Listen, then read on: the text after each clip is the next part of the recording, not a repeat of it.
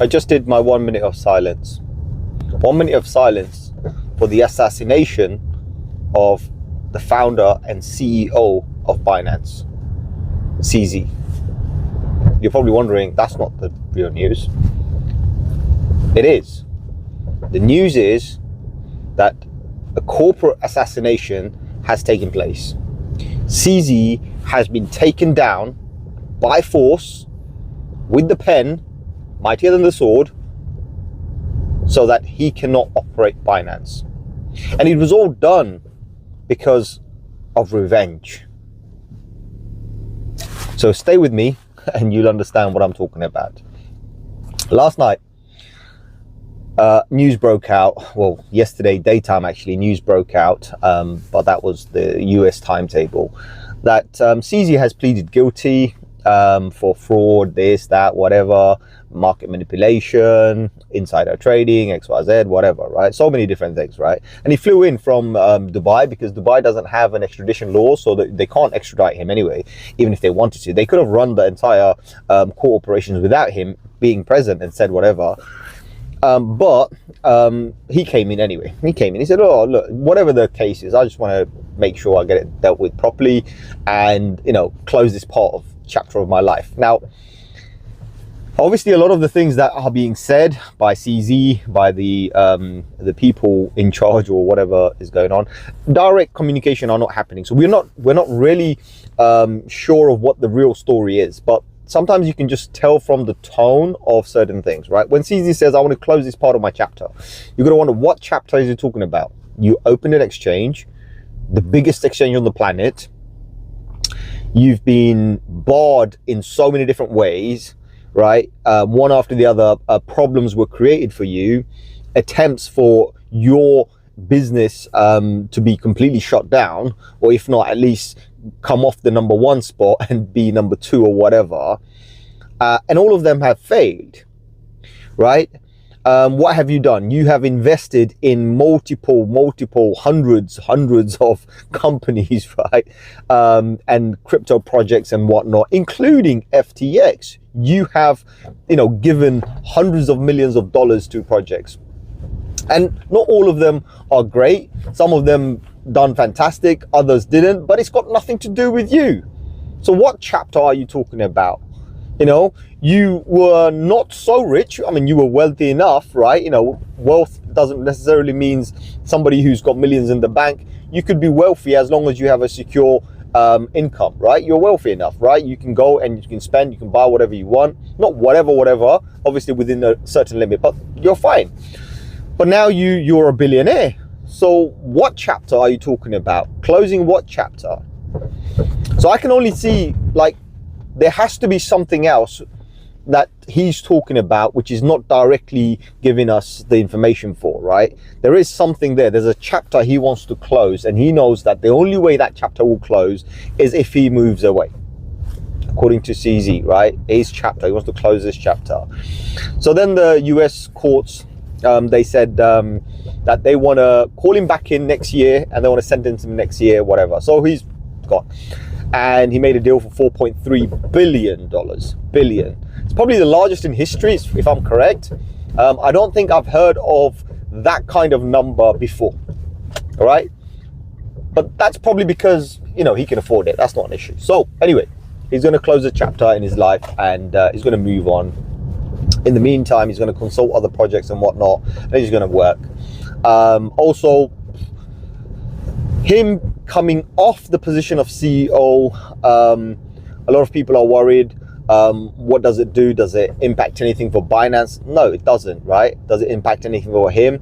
Technically, no, because he can now still, well, he doesn't have to be a CEO. He's not operating the business, but he can definitely sit back, chill out, relax, and enjoy any profits or gains that the company or the institution itself makes. So ultimately, he's not losing anything.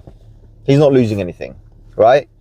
So corporate assassination is not literally somebody dying. Think about it this way. It's when corporations and institutions come together to take down someone. And that's what's happened here, right? At least in my opinion, right? So that's what I'm thinking. Now, what FTX tried to do with Binance was probably the biggest fail in history. Okay, biggest fail. Obviously it's revenge led as far as I'm concerned, right? You know, they didn't succeed. All they did succeed to do was take CZ off the chair. That's all about it, right? They really haven't managed to do anything else. You're probably wondering, why am I driving? And then next clip you'll probably be wondering, why am I parked up? It's the same video. Difference is, this is a part that I missed out, so I'm editing it back in, guys. So this is edited back in. I'm still on my journey anyway. You'll see the part where I talk about the demister. Yes, I'm doing this after that, right? But the point is kind of got carried away with the motivation part and missed the whole thing. So yeah, with me, the way I'm looking at it, right, is there are people who are involved with FTX, didn't approve or didn't like what happened to FTX or FTT or Sam Bankman-Fried due to this one tweet by CZ, right? Of course, they probably had some personal stuff going on. There must have been some sort of a beef going on.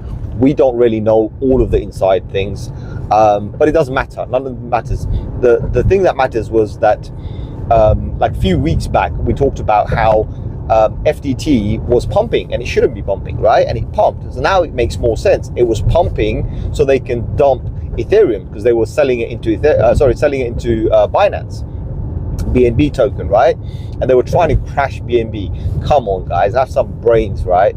BNB is a blockchain. BNB is a blockchain with thousands and thousands, if not hundreds of thousands of other tokens built on it, right? So you can't just take the one coin and expect the valuation to come down, because the valuation also comes from all the tokens that are listed on it and the tokens that are trading on it. So yes, they probably dumped the price a little bit, but that just created a very brief moment of panic when people didn't really understand what's going on, because a lot of people are run by emotion, right? So that's what happened. But it was a massive attempt to get rid of the project itself, but it didn't work. The only thing they succeeded was in a legal framework to get CZ to step down. That's about it, right? So, oh, you just won, right? And what? It doesn't affect anything. So that's what I think it was. Some people have said rumors about how BlackRock and this and that, and I did say in the video that or same video you're watching right now, I did say that it doesn't matter, but actually it does matter, because they could be easily part of it, because one of the things that, if you remember previously, FTT or FTX or Sam Bankman-Fried, whichever one you want to say, they did have a lot of politicians and whatnot in their pockets, right? So they were paying them off. So there must be someone out there, part of his crew, team, whatever, fan, that have decided to try and take down Binance, you know. But yeah, it was just a try, nothing else. I don't think they succeeded in anything. And CZ right now doesn't have to be a CEO. In fact, he can, if it's free, if it's not locked up or anything, he can still guide, right, from the shadows, and nobody will be wiser. So think about that, right?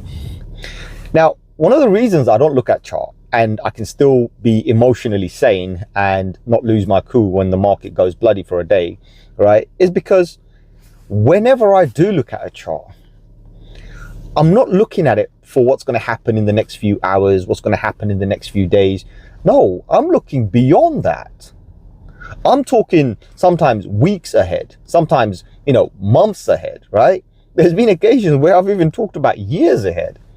I had a video where I did back in, like, I think 2 years ago, 3 years ago, I did a video where I said, I believe in 5 years time, right? And this was like in 2020 or 2021, I can't remember. I said, I believe in 5 years time, Bitcoin's going to be around £72,000 or $100,000. That's pretty crazy for someone to say something like this, and why I believe this would happen. And I kind of gave a little bit of a mathematics behind the amount of money that's coming into the market and what's going to happen if the money was taken out. Of course, a lot of people didn't watch it, right? It had one of the lowest number of views. It's still there on the channel. Nobody really took notice of it, thinking, what the hell is this madman talking about? Because that's what I am, right? A madman. You know, what people don't understand is considered to be insane, full stop, right? You're only sane if other people also understand and agree with you. That's sane, right? And if other people don't understand or don't agree to your actions or your movements or your comments or views, whatever, you're a madman, full stop. You're an insane man. So that's what I am, right? So a lot of people didn't listen to that, but if you understand, that was me talking 5 years into the future, right? I've got many more videos where I've talked about, 2 years, 1 year, like, months in advance. So hence why, like, okay, cut the long story short, because of this kind of, I wouldn't call it an ability, but I would call it this kind of a perception that I have with the market, or anything actually.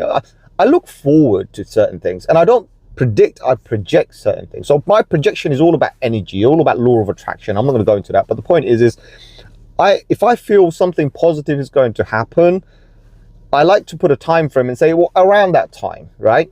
But I also like to set goals, right? And I'm going to talk a little bit about goals and to kind of compare that to the market to make you understand what it means for me, right? And how when we reach certain goals, how your life improves, and your emotions and everything, like how you feel happy because you've achieved certain things, right? And then I'll compare that to crypto market, and any market actually, you can compare it. But the point is you'll then understand what this means, right? So this is more like a little bit of a life lesson, a bit of a motivation, right? Think about this.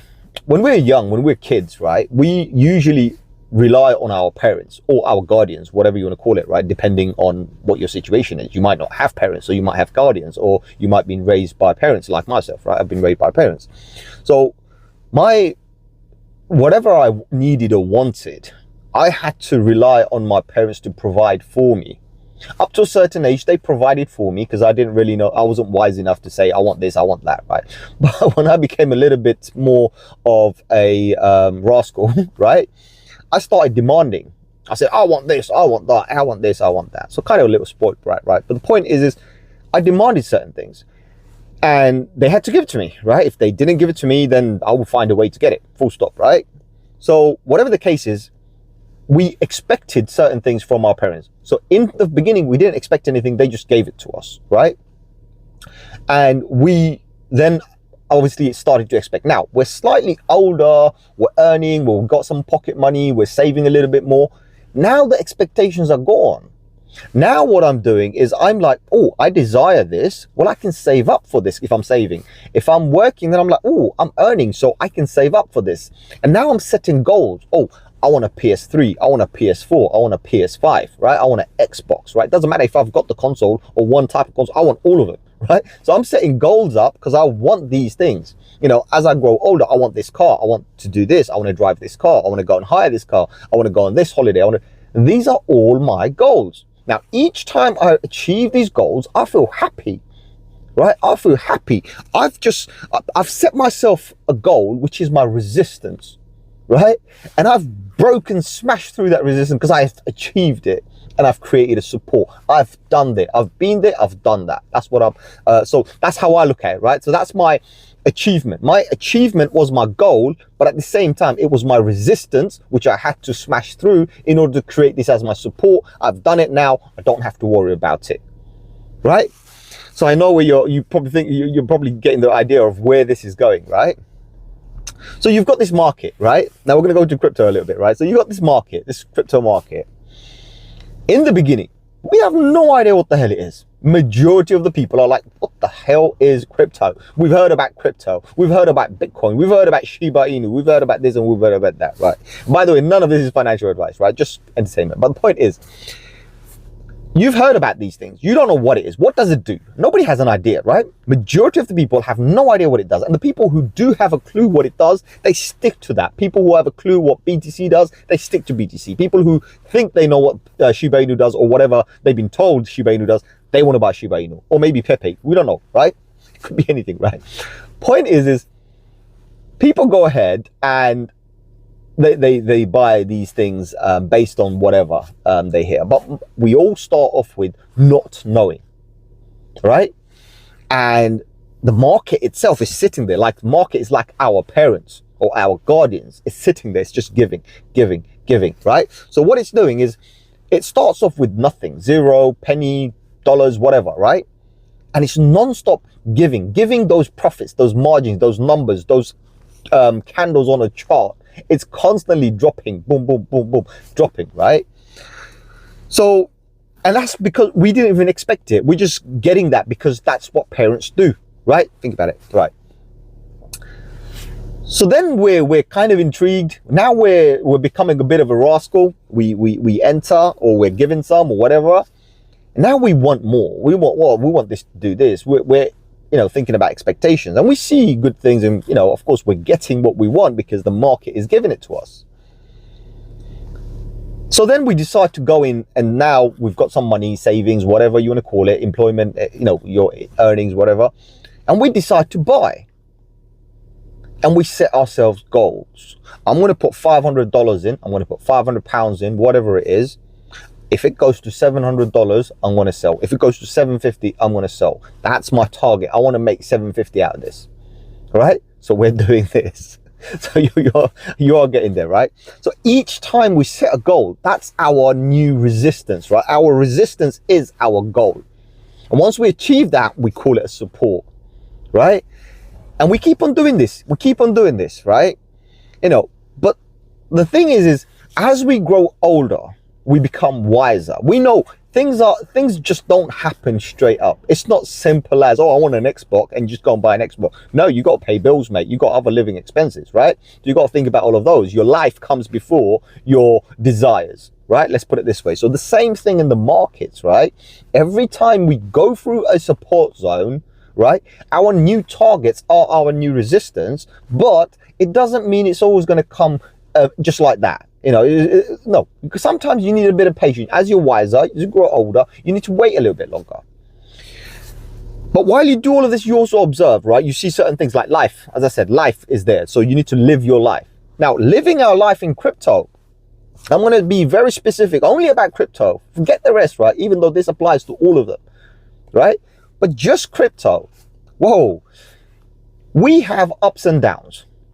And a lot of the time, these ups and downs coincidentally fall in line, right, with the market patterns. So all of a sudden, we're pumping, and the market starts to dump. And then just along that similar time frame, we get a news. And people start connecting the dots. It must be this. Binance recently just had this. CEO of Binance pleaded guilty. Boom, that's it. It's over. Albeit, right? It's over. And, or BlackRock has done this or done that. No, none of that. Forget all of that. Doesn't matter. Look at the facts on the chart, right? As we get wiser, we learn to ignore the noise. We learn to live our life, right? We learn to look forward to our targets that we set, our resistance points, and we look to see that have we achieved our supports already, and we have. And right now we just created a brand new support around the $36,000 level. And that for me was a brilliant thing. We've attempted to touch that 37,600, 700, whatever, that line we drew like a year ago, 2 years ago, God knows how long ago, right? We've touched it 3 times, 3 touch points, 3 attempts. Nobody's looking at that. We've come down to like 35,500, right? But nobody's looking at that fact that we've just created a support. We've got a massive support zone here. So now what, guys? The news didn't bother us. It didn't do nothing to us, right? In fact, we started pumping. As soon as we closed that candle, the new candle came in. It wasn't bloody no more. It started pumping back to 36,000. Today, right now, we're looking at what? 36,479. As I speak right now, there's 7 hours and 33 minutes left to close this daily candle. That's kind of telling you exactly what the time is right now as well. Think about that. I mean, I can tell you what the time is. Give me a second. The time now is, where is it? I can't even see it here. Anyway, whatever it is, right? But that's the point. Let me just check the time. I can check the time. 4:26, right? So the time now is 4:26 p.m. in the UK. No space, Panda. You're fine. All right, give me a sec. Anyway, even though I have no idea what just happened there. I know what happened there. So you just heard basically my car's YouTube just started playing. But the point is, look, that's what we've had, right? So I'm happy. I'm happy because I had an alert set up. If we fall below $35,000 to alert me. That's all. I just had an alert set up, and I had that set up like 4 or 5 days ago. I was like, right, and I mentioned it on a video actually. I said, look, these are the support zones I'm seeing on the weekly, and this is the support zone I'm seeing on the daily. we could come back to those levels. If we do, then obviously we can blip down. Worst case scenario, if we fall below that, then we want to start worrying. If we don't, we're fine, right? So I did set up an alert. I said, like, if you fall, just let me know, right? Wake me up. Fuck it. You don't want to look at charts every day. It's going to drive you mad. Go and watch some YouTube or some Netflix or whatever, right? You know, or maybe watch some of my old videos and you probably learn something, right? Not that I'm the best educator, but the point is I look forward to certain things. I look at the future. I'm not about today. I'm not about what happened yesterday. I don't care. I'm looking at the potential of what happens tomorrow. And I have conditioned myself for the best and the worst case scenarios. You might be looking at this video or listening to this video or watching it right now. And you're probably thinking, this guy must be a Bitcoin, bull, right? Or someone who's really happy with Bitcoin or whatever, right? He's a massive Bitcoin fan, whatever you want to call me. No, nothing like that. I've accepted the fact that Bitcoin could go to zero. I've accepted that. I've accepted the fact that Bitcoin go to $1 billion, $1 trillion, maybe $10 trillion. So I've expected either side. I said, it's fine. I've conditioned myself. As a human being, I'm alive. I'm here right now. But I've also accepted that I'm not going to be here at some stage in the future. Maybe today, maybe tomorrow, maybe a week, maybe a month, maybe a year, maybe a decade, maybe 100 years. I don't know. But I'm not going to be here. I've accepted that. And I've conditioned myself. Right? So by having this self-confidence in my conditioning, right, where I've understood that this is what happens, I've desensitized myself. So these news, they don't bother me. I'm desensitized, right? When I look at the chart and I'm looking at the potential of what's going to happen in the future, I've desensitized myself. I know what's going to happen. I know how to react to that. Because of that, I'm in total control of my own emotions. I'm not doing anything based on emotions. In fact, last night, I think it was 2 a.m. When I sent out the chart regarding FTX selling for BNB, like, trying to crash BNB price. There was a little screenshot I sent on Discord. So if you want to go and follow the Discord, go for it. I sometimes send weird stuff there, but I've sent that there. And that time I actually looked at the market, and the market was kind of bloody. So even at 2 a.m. it was kind of bloody. And I don't know why, I just felt like buying some SEI. I had a little bit. I just wanted to buy some more. So I just went and bought some more.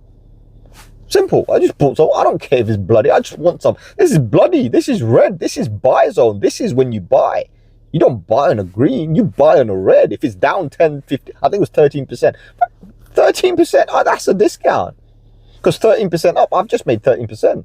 Think about that. If I go back to the original level where it dropped from, I've just made 13%. That's a no-brainer. Come on.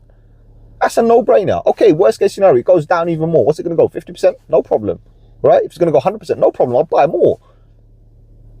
Because I'm not investing money I can't afford to lose. Think about that. So I did that. And I'm quite happy.